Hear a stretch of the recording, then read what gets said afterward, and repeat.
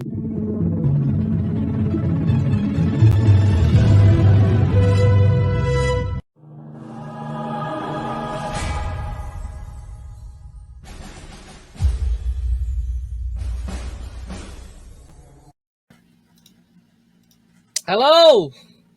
Hello and welcome again. Welcome. What's up, guys? Welcome to Trooper Archives, where Welcome, we guys. serve your kind here. Oh, I am now the learner. hi, I am Gabe. Now I am the master. This is our 5th episode talking about A New Hope. 5th? Oh, God. Yeah, all right. So fast. 5th episode.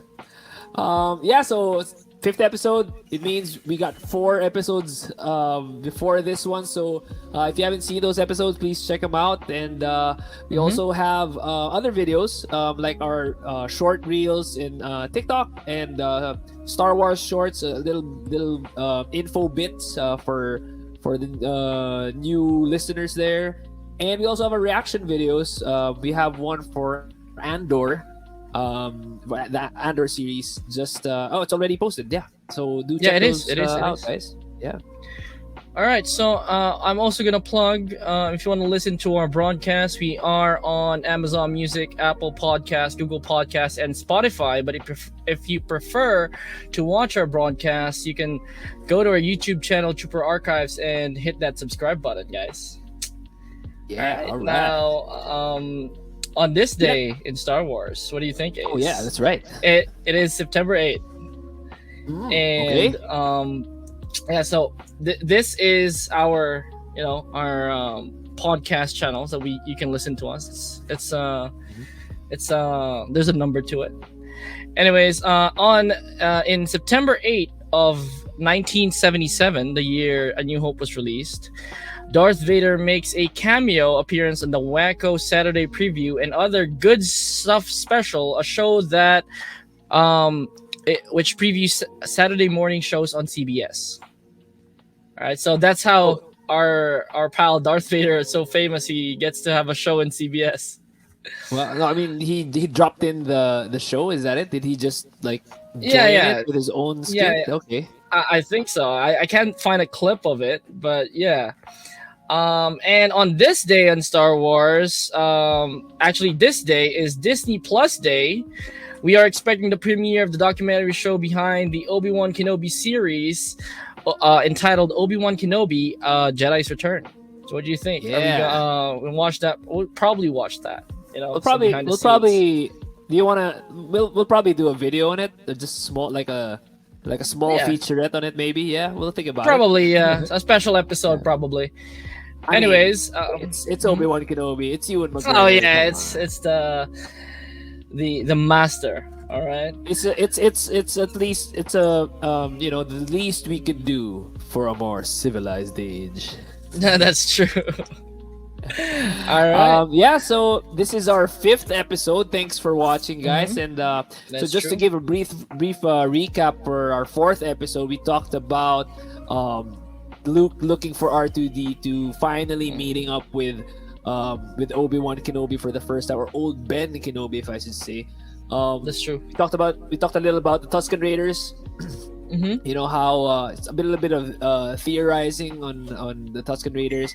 Of course, we dived in the hologram and the what that means and how it's gonna drive the story forward. And finally, we talked about the first ever showing of the Jedi mind trick on the stormtroopers. Oh yeah, Mos definitely. Eisley. Yeah.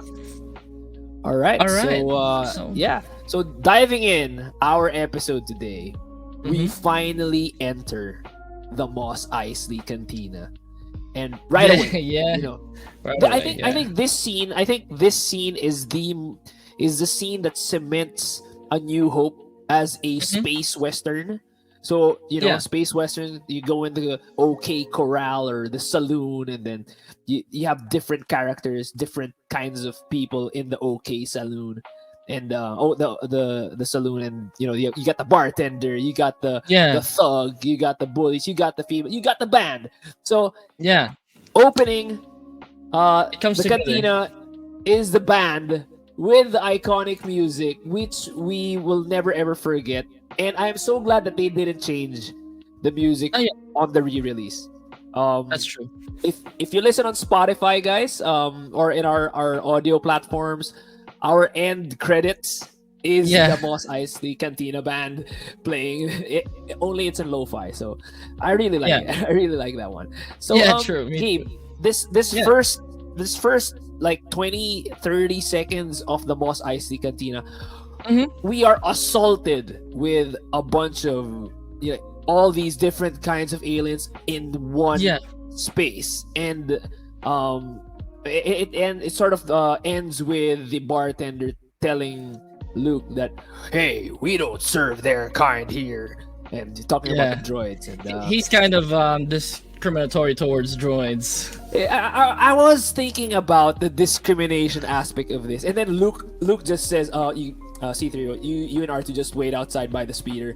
So Yeah. Luke is sort of like, he's sort of encouraging or enabling the discrimination. But it got me thinking though, what if the bartender served their kind?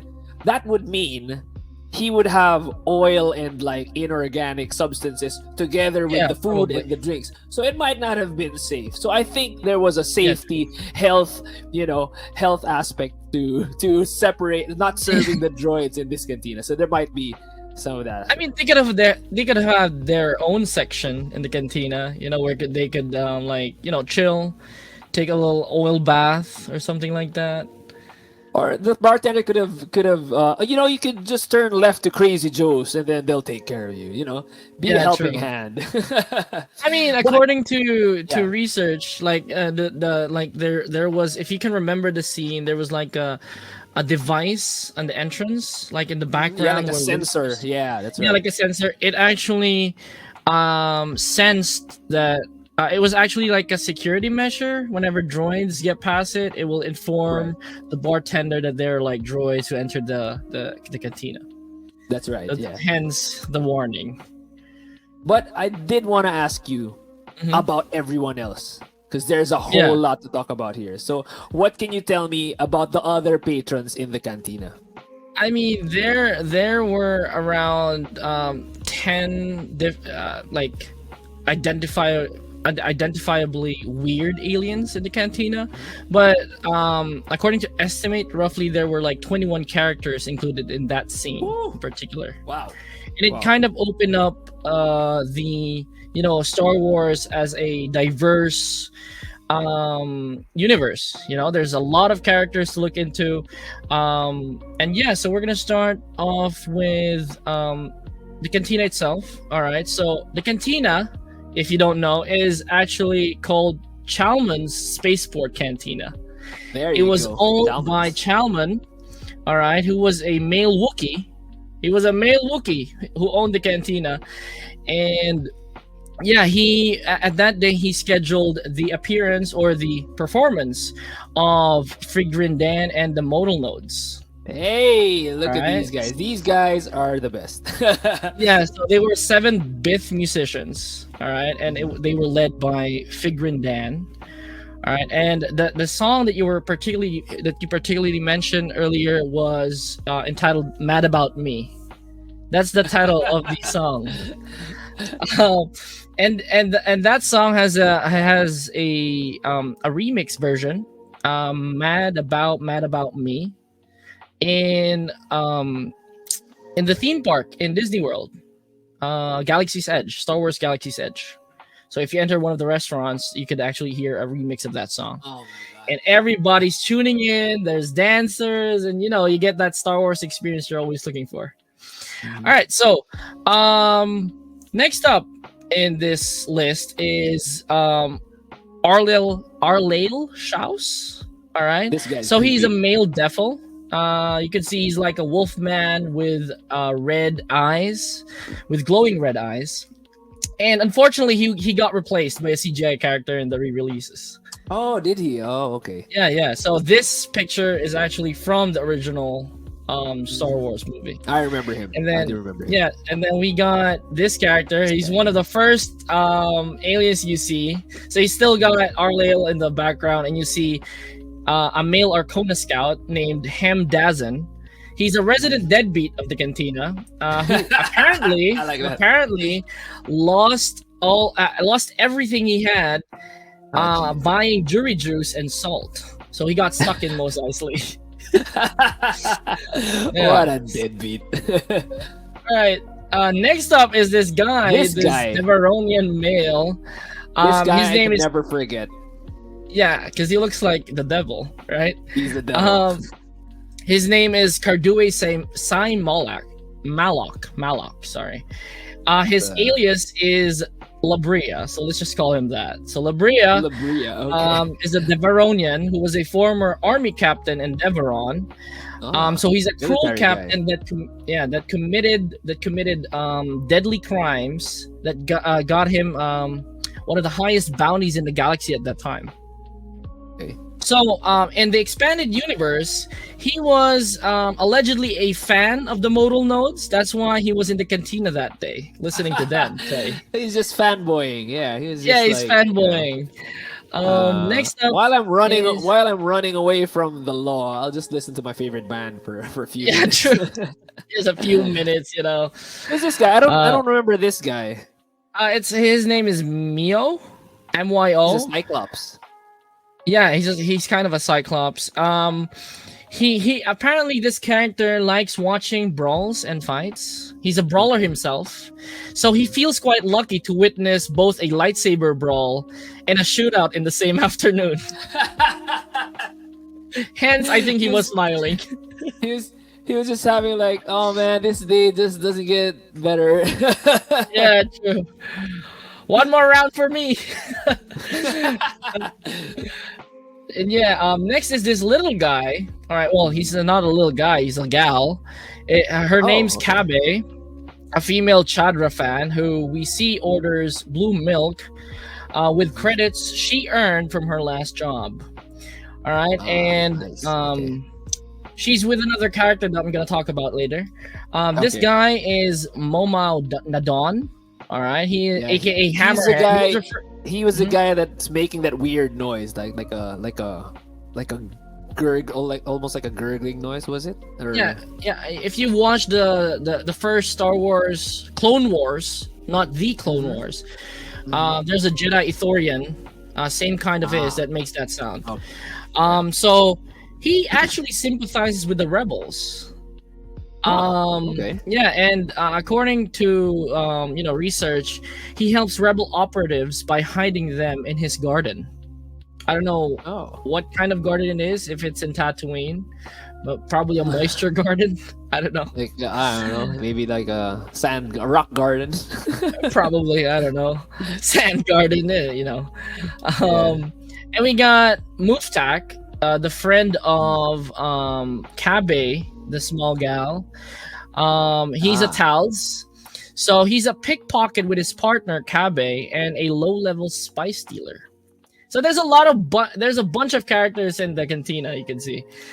And we got this guy. He doesn't really have lore, but he does have a figure. His name's Kitik Kidkak. Actually, he's a female Yamiri from the planet Huck. I don't remember this one from the original. She was in the background. Oh, okay. Yeah. So it's like pretty far. That's why hence the picture is kind of blurred. Oh, okay. Anyways, and then we got this guy. Oh yeah, Mr. Ponda himself. Yeah, Ponda Baba is an accomplished smuggler of spice for Jabba the Hutt. So the guy who actually made a big deal about it with Luke, who got in a scuffle with him, was actually Dr. Cornelius Evazan. He was a doctor. Yeah. And he was saved by Pod, this guy first. What's his name again? What's this guy's name again? Ponda Baba. Ponda Baba. He was the one who got Luke's attention first, and true. said something everyone couldn't understand, even Luke. Yeah, true. I don't know. Is it what did he say? Is there any canon on what he said? Do you know? Have you read anything about that? No, I don't think so. I don't think so. Well, at least in my knowledge, I don't know what he actually said in that scene. But yeah, so he saved Dr. Cornelius Evazan from a bounty hunter, and ever since they were partners for smugglers of spice for Jabba the Hutt. So anyway, I think that wraps up the aliens, the Cantina Aliens. Okay. We're gonna move on with the Cantina Scuffle. All right. Okay. Yeah. Here we go. Ponda Baba, as you were mentioning it. First time we see sort of a lightsaber in action. So the scuffle starts out with what's his name? Ponda Baba. Yeah, Ponda Baba. Yeah. Ponda Baba saying something to Luke, and then the good doctor then translates, "He doesn't like you." And then he proceeds with he has a bounty he has a bounty on his head for different systems. Yeah. Iconic line, "I don't like you either. You better watch yourself. We have the death sentence in system," or something like that. Yeah, something like that. And then of course Obi-Wan intervenes, and we finally see a lightsaber chop off a limb for the first time in the movie. And what do you think about that? Yeah, so when I first watched the scene, I was 6 or 7. Mm-hmm. Of course, there was blood, but it didn't really register to me as something violent. When I was a kid, I think it was just there's a bad guy picking on a good guy, and then the stronger guy, which was Obi-Wan, defended Luke. That was it to me. And then it just so happened that a limb was chopped off. It wasn't really a big deal. It wasn't it didn't shock me or anything. It was just the good guy doing his thing. Yeah. What stuck to me was, whose hand was that? It wasn't the doctor's hand, because we see his hand tap Luke on the shoulder, and his hand wasn't a furry hand. So was that Ponda Baba's hand? Yeah, it was Ponda Baba's hand. Yeah, so I think there were parodies after that where in Ponda Baba and Dr. Evazan appeared with Ponda having only one arm.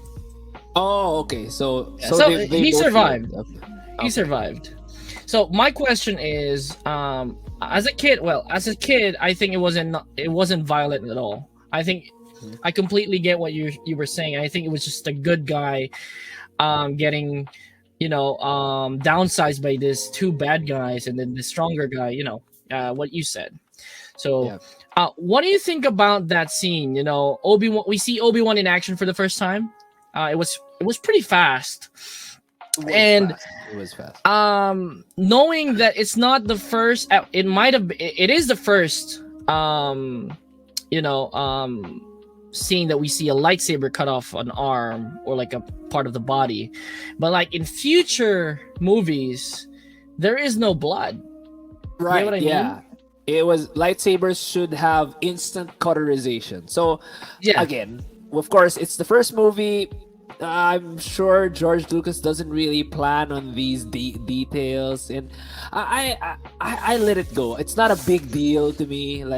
What if they're in the re-release or the remastered version, they edited the blood out, and if they removed it, they changed so much.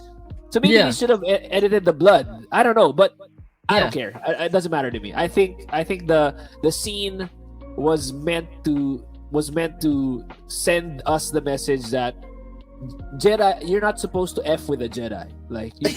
True. That's the message there. Yeah.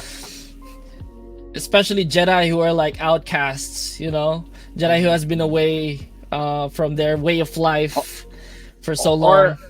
It also fits perfectly with what we know now about Obi-Wan and the Jedi Order just losing their reputation, losing their image. So nobody really respects them anymore. Or nobody knew that Obi-Wan was a Jedi. So this is an old guy, I could take him.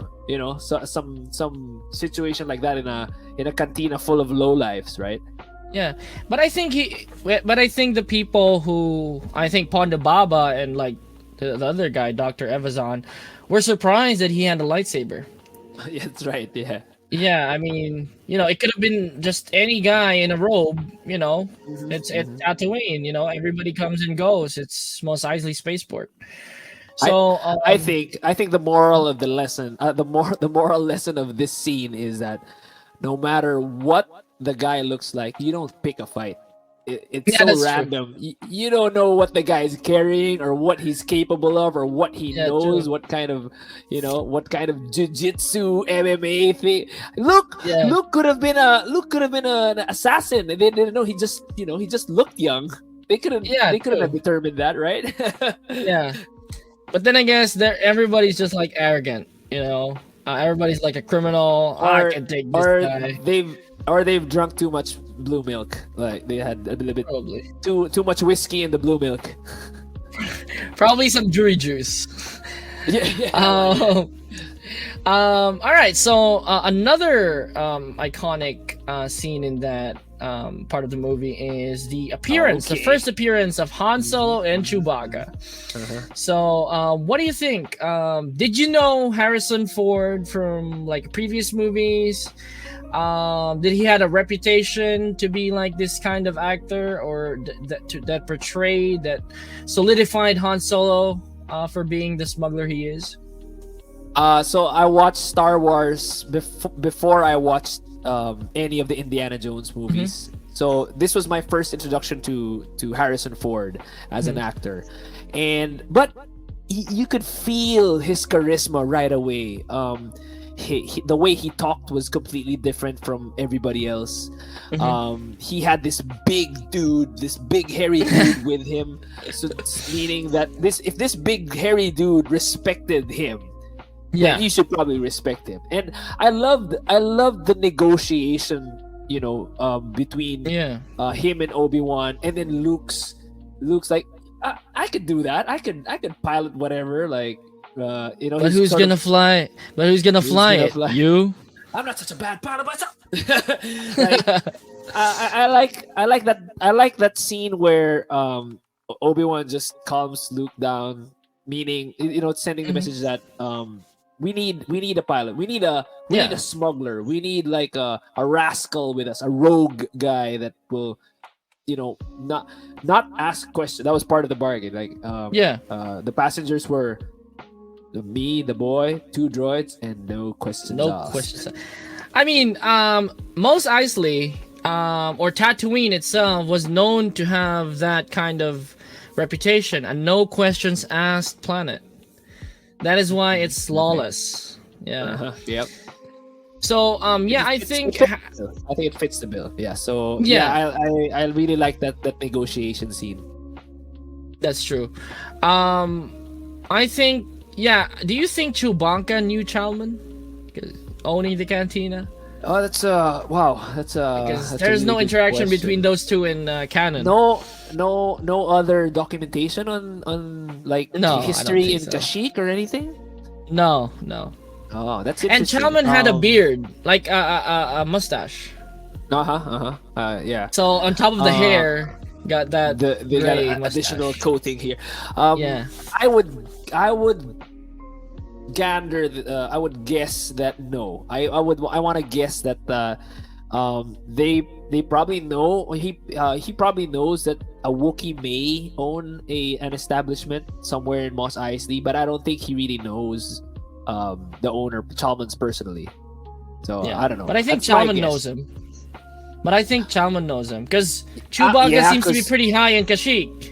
That's and also just the trade that goes within the cantina, like the business that's Yeah. handled there. He probably knows like most of it, being Yeah, the owner true. of the cantina. Yeah. Well, yeah. So after this brief scene with these two, we'll get more to them as we progress in other episodes. That's right. We got the first and last appearance of Greedo. Well, in this movie, Greedo. in the original trilogy, at least. Let's So, get this what do you scene- think of the let's hit this scene character? running? Okay. Greedo, I like so I when okay. We're gonna get into it now. All right. Greedo, when I first saw him, he's just like like an absolute scumbag. Because we first see Han Solo interact with Obi-Wan and Luke. And that scene sort of gets your buy-in for Han Solo. Like, okay, this guy's cool. This guy is gonna be the party guy, the adventure guy. So when we shifted that scene with Greedo, Greedo was just being an ass, and full on bully mode. Like, Jabba, Jabba's gonna have your head, and So I really didn't like Greedo, and when Han shot him, good riddance. Like, we don't need you for 3 movies, Greedo. Like, yeah. Pretty much. And I think I saw behind the scenes where it was weird to hear Greedo speak in plain English. And the character was actually spewing the lines that he was supposed to say, so that Harrison could actually talk back or respond to what Greedo was saying, and us, the viewers, were like witnessing them exchanging words, but Greedo was speaking, in Huttese, I think. While Han speaking in plain English. But did you know that Greedo appeared in episode 1 as a kid in a deleted scene? In a deleted scene? Yeah. What's interesting? Is he one of the the pit crew of Anakin? No. That's a different. That's a different one. Okay. I was kind of worried. But which scene were we? Okay. But it was a brief scene wherein Anakin and Greedo were fighting each other, and Anakin was beating him up, and then Qui-Gon comes into the scene wherein what's happening? He investigated, and Anakin was saying no, because he was talking about how I cheated the race or something, that I cheated. Oh, it's after the race. Okay. Yeah, I think it's after the race. And then Anakin and then Qui-Gon asked, "Did you cheat the race?" And then Anakin said, "No." Well, then you just have to deal with that everybody has their own opinion about something, and that you don't need to act upon everything that everyone that disagrees with you. So you can see that Qui-Gon is kind of teaching him a little bit, to be or to act like a Jedi already. So, yeah, so that was his first his cameo in episode 1, but it got deleted. So Greedo went to his mom, I think. So yeah, Greedo's mom. Did you know that Greedo also appeared in the Clone Wars, and he was depicted as a ladies' man? So the Twi'leks in Jabba's palace were like, "Oh, Greedo, you're back," or something like that. They were and then yeah, and did you know, last fact about Greedo is that he worked for the Separatists and Jabba at the same time during the Clone Wars, wherein he was hired by the Separatists to kidnap the daughters of Chairman Papanoida for the Separatists. And Chairman Papanoida was portrayed by George Lucas in episode 2. In a cameo appearance. Okay. Yeah. Episode 2? Oh, yeah. But the scene with Greedo is in the Clone Wars. Yes. Okay, yeah. I think I remember that. I mean, I gotta watch it again. I gotta watch the Clone Wars again. All right. Now, this is something interesting. This got added to the movie in the re-release. So they showed Jabba the Hutt, the CGI Jabba the Hutt, interacting with Han Solo before they they were prepping the Millennium Falcon. Okay. What do you think? First off, Han shot first. Okay, Han shot first. True. They shouldn't have messed with that scene. They shouldn't have edited anything. There was this interview with Harrison Ford where they asked, so who really shot first? Is it Han or Greedo? And then Harrison Ford just said, I don't really know anymore. But this scene, the Jabba the Hutt scene, initially, of course, they couldn't. This scene was with a human Jabba. It was before they conceptualized the slug, fat, disgusting Jabba. Okay, so I don't know, like two things I really don't like about this scene. One, the movie already worked for like a decade without this scene. It already worked. I was so content that the first time you see Jabba the Hutt is already in Return of the Jedi. I don't need to see him in A New Hope. I don't need him. Second, they had to edit Han Solo walking over his tail, because in the original shooting where Jabba was just a human, Harrison Ford could just walk behind the human Jabba. Right? So I mean, if Han Solo didn't respect Jabba the Hutt to the point that he could walk on his tail, Jabba's supposed to be this big badass gangster in Tatooine. Like, you don't do that to Jabba without. He's a Hutt, right? Yeah. So he could have He could have gotten shot in that scene. So true. It's just inconsistencies. I don't like that scene. I never liked that scene, and the movie works without it. So my opinion is, we don't need that. We don't need that scene. We don't need this scene. How about you? I mean, when you watched A New Hope, was this scene already there? Like, for you, does A New Hope include this scene already? For the first time, I don't think it was there. That's why I was surprised to see Jabba a little smaller than he is depicted in Episode 6. That's another thing. Again, inconsistencies. Again. Yeah. And you could actually see that this guy is just added in. You know, he's like computer generated. He wasn't the model, the big. But then again, it was hard at that time to have a working, moving model of that big Hutt. You know, but yeah, I think adding the scene to it, it's fine for me, because if you look back, you see a lot. It gives a little bit more backstory that Han actually owed him. Yeah. But what I see is, I do hate the inconsistency wherein Jabba, as you said, got stepped on and he didn't do anything about it.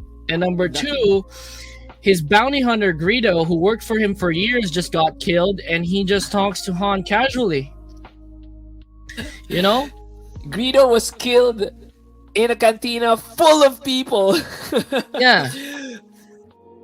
And then that happened. And then what I liked about that scene is that we get to see Boba Fett, in that scene as well, with Jabba. Just walking silently, guarding. Again, he has that menacing, mysterious look on him. If Han steps on Jabba, Boba Fett will be like, "Yo, what's up, yo?" I'm a bust. What are you doing, my homie?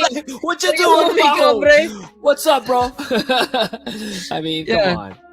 Flamethrowers going off, everything's gonna get loose, But lastly, before we end this episode, we're gonna talk about this the Aluminum Falcon. The Millennium. The Millennium Falcon. You know this. I named my dog Millennium Falcon. That's the name of my dog. We call her Millie. Millie. But the first time I see the Millennium Falcon, I was like, again, it's the same. What a piece of junk. It's non-symmetrical. The cockpit's toward one side. It's not a fighter, it's not a fighter ship. It's not a craft for battle. It's a freighter. It's a freighter. It's a truck. That's what it is. A smuggler's truck. But what really got my our imagination was the Kessel Run. That was it. That was like this ship did the Kessel Run in 12 parsecs. Yeah. I didn't understand it at the time, but me too. Okay. It's a legend. Okay. Okay. So it has that reputation. Apparently no ship can do it in 12 parsecs, and it did. So and we get to see that in the movie. We finally got to see that in the Solo. It was what was it? It was like 19 parsecs or something. It wasn't 12 parsecs, I think, in the Solo. I think movie. they There was I like that part because it's like he exaggerates later on. Here, like 12 parsecs, like, and then later on in episode, go ahead. I was gonna say, like, if I could run as fast as Usain Bolt, I could be. I'm telling everyone in the cantina, like, I could run 100 meters in 5 seconds, guys. Like. Yeah. But yeah, later in episode 7, just a little bit, we'll talk about that more. But some people, through times get confused as well. Like, the Millennium Falcon, it ran the Kessel Run on 14 parsecs. That's what Ray said. And then he got corrected by Han Solo. 12, 14. So like he there's a lot of like, inconsistencies when it comes to like verbal passing of information. I like it. I like there's an exaggeration of the reputation. Again, that's why the Millennium Falcon off the bat is. I remember trying to draw it when I first saw it. Me and my friends would try to draw the Millennium Falcon, not in full detail, but just like the general shape and how it looked, and we would use blue highlighters to do the boosters in the rear side. It's just an iconic ship. It's like it's basically the equivalent of the Enterprise for Star Trek. So it can do anything. It has everything that you need for this movie. It's the what do you call it? The wagon that gets the cowboys to where they need to go. So last thing I want to stress about what you said is that as a kid, I didn't had too much detail about any comments about the Millennium Falcon, except like how did they drive it? If the cockpit was like in the the rightmost side, and then there's like a big part of the ship in the left side, like how did they maneuver it? That's I guess they're used to it. Well, we'll see that in episode 5 in Empire Strikes Back through the asteroid field, and also through the Death Star as well. And you see it. You will also see that in Return of the Jedi when Lando is piloting it. through the Death Star. But yeah, it's big. It's clunky. Essentially, it's fast. It's a fast truck. That's what it is. Yeah, it's a fast truck. Yeah. I guess the blue is for the neon. I mean for the gas that you use. Right. But okay, so I guess that's it. More episodes, coming up. We got more episodes on A New Hope. We're still in the scene where they're about to flee Tatooine, hence the title of the episode is Tatooine Exodus. Again, guys, please follow us on TikTok at Trooper Archives, and subscribe to our YouTube channel, Trooper Archives. Like the video, comment down below what you think. Share us your experiences about A New Hope and Star Wars in general, so we could talk about it in the podcast. Also follow us on Spotify, download our episodes as well, and please subscribe because good soldiers follow orders.